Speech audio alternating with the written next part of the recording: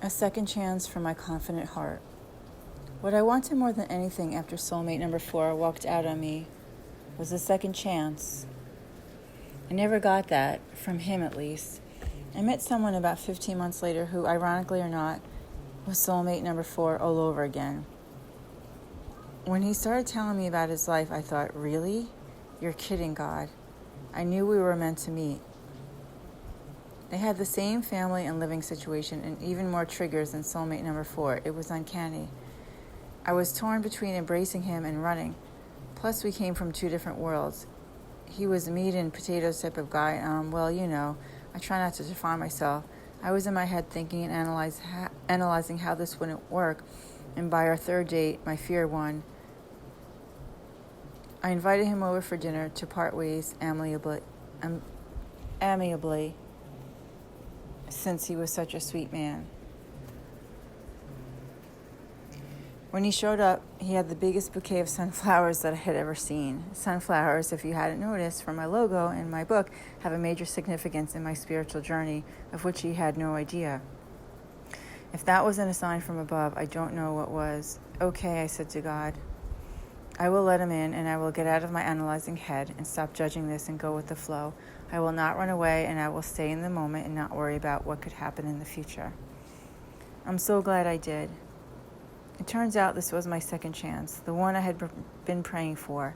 For the first time in my life, I get to be an adult in a relationship. I get to be rational, supportive, understanding, and trusting of a man, which surprisingly is coming pretty easily. I don't have all those crazy insecure feelings I had with soulmate number 4 and every other relationship. I never had this before. My insides feel different. I feel secure and confident, and it feels good. It's been a couple of months, and once I get out of my head, I truly enjoy his company. Although every other day I battle with myself. It really is a trip to watch me battling me. Then I think, why don't you just give it up already? Take your own advice and surrender, Soulfire. Let it happen. Deciding to be vulnerable one night, I asked him how he saw me. He paused, and then he said,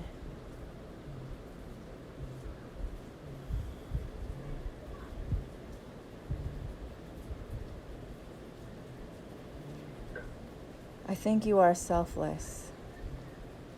My heart melted. I was not expecting that response. Since his personality is fun and light, I thought he would respond with a joke. If he saw that in me in only 2 months, I'm on the right path. When he said that, an old memory came flooding back into my awareness. I was around 7 years old, standing on the stairs in my home. My mother screaming at me over and over again that I was selfish. It was the worst thing you could have said to me, to my sensitive, altruistic soul. I felt so hurt, but mostly misunderstood and frustrated that my own mother didn't know me or see my heart. I realized this man is a mechanic for a reason. He fixes things, and he has fixed and restored my heart with this one little word, selfless. Although it didn't work out between us as a long-term relationship, we remained friends. He was a gift to my soul, as he reminded me that there are good men of integrity in the world that show up. His beautiful soul and our divine connection opened my heart back to love again. I want to know what love is. I want you to show me.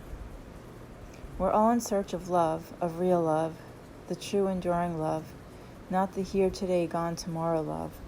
What I've come to know is that the everlasting unconditional love we all yearn for is within us, and until we can access it, feel it, be it, live it, we will always be in search outside of ourselves, trying to find it with another person. The only real way someone can truly show us love that we can receive is if we are love.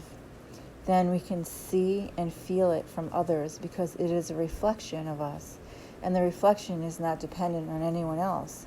The reflection is us being love. I'm screwed. If I took to heart the research that confirms that the first 5 years of a child's life are fundamentally important, that they are the foundation that shapes children's future health, happiness, growth, development, and learning achievement at school, in the family and community, and in life in general, we would not be here now. There would be no book. When I first read that children learn more quickly during their early years than at any other time in life, and that they need love and nurturing to develop a sense of trust and security that turns into confidence as they grow, I thought, well, I'm screwed. It gets worse. From the biology of belief, a new field of study known as fetal origins asserts that prenatal development constitutes the most consequential period of our lives, permanently influencing the writing of our brain and shaping our intelligence and temperament. A pregnant woman's mental state can shape her offspring's psyche. Great again. My mother was in prison, selling her body for drugs, addicted to heroin on methadone. How good a mental state could she have been in?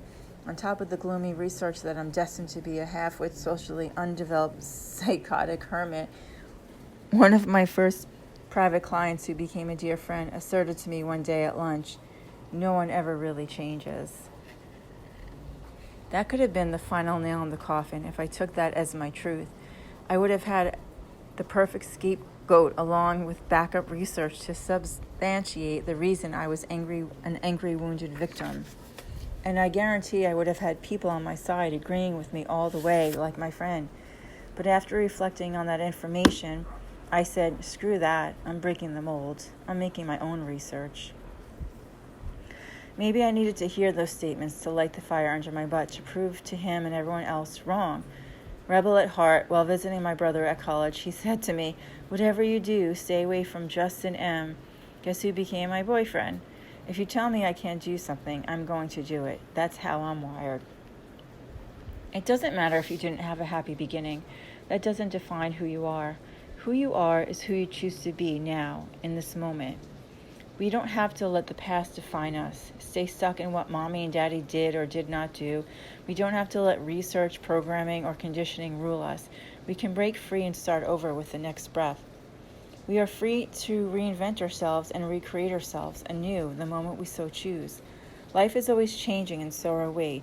No matter what anyone says, your family, your friends, your boss, your astrological chart, your negative voice within, you are the creator. You are in charge. If you don't like what you see in the mirror, choose something different. This is your life. It is a gift, one to be cherished, not wasted. You have the power. A part of me. When I received the letter from the adoption agency, besides the confirmation about my mother, I also received some information about myself as a baby. Since I had no pictures or knowledge of any of my life from birth until 4.5 years old, this one paragraph helped fill in the blanks and give me something positive to hold on to.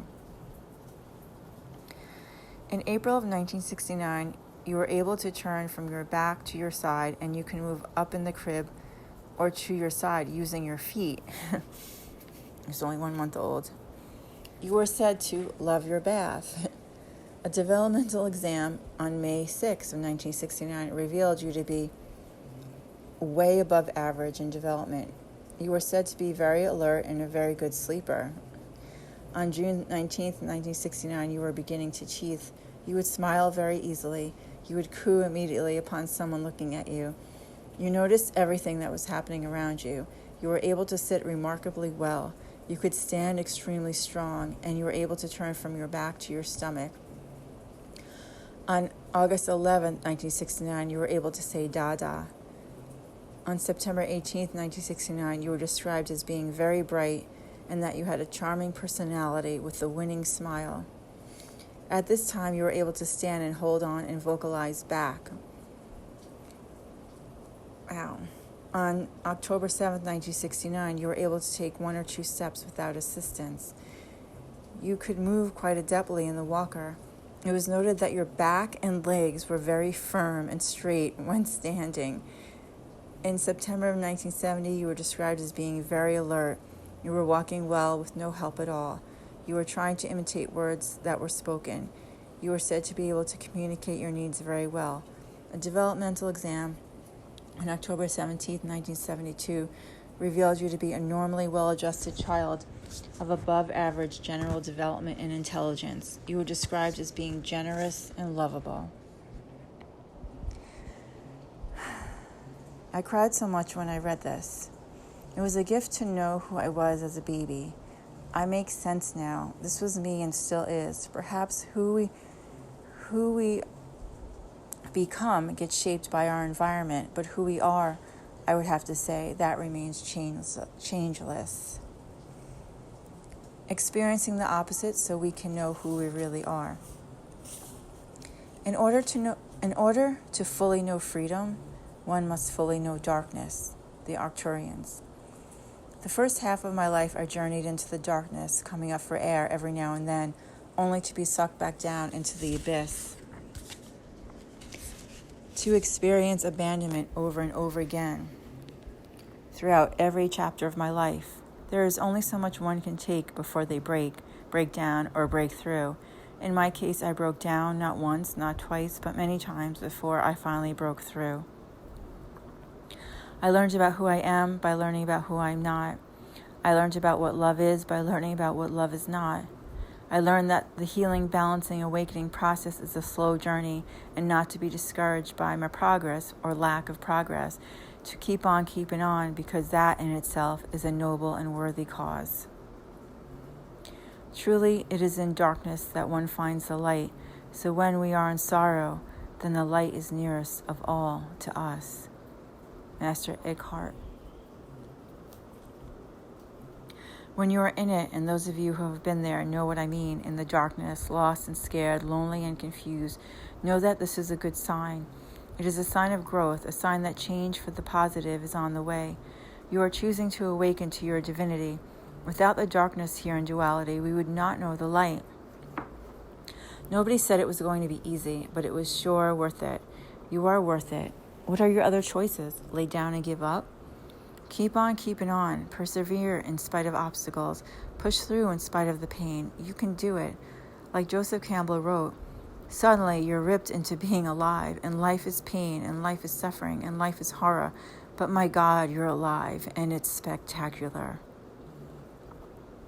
When things got really bad and I went into that place of, I'm not worthy and I don't want to be here, I thought, if I can't help myself, there must be someone else out there that is suffering more than I am, that can use my help. This thought process, the selfless service for others, could be just the thing that saves us and saves the world.